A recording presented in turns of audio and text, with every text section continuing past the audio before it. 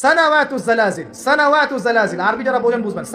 সানা মানে হচ্ছে একটা বছর, সানা মানে কি এক বছর, সানাওয়াত মানে প্লুরাল নাম্বার অনেকগুলো বছর, জালজালা মানে হচ্ছে আপনার ভূমিকম্প, জালাজিল মানে কি ভূমিকম্প সমূহ বহু বছর, মানে মহামারীর পরে আসবে সানাওয়াতুজ জালাজিল ভূমিকম্পের বছরগুলো, মানে বছর ধরে বছরের পর বছর ধরে পৃথিবীতে বিভিন্ন জায়গায় ভূমিকম্প হতে থাকবে। কে বলেছেন?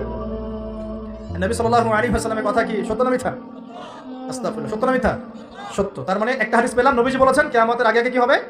ভূমিকম্পের বছরগুলো আসবে, ভূমিকম্প আসবে না, ভূমিকম্পের বছরগুলো আসবে। একটা হাদিস মাথায় নেন। 2 নাম্বার, নবীজি বলছেন কিয়ামতের 10টা আলামত আছে। কয়টা?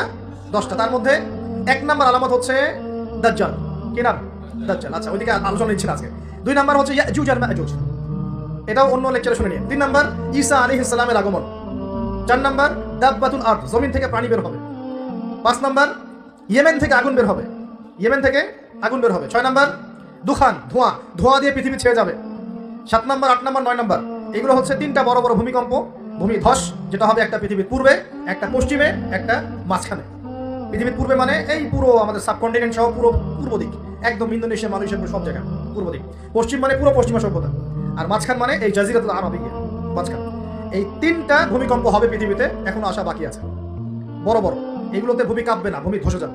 কি হবে? নবীর কথা কি ভুল হবে?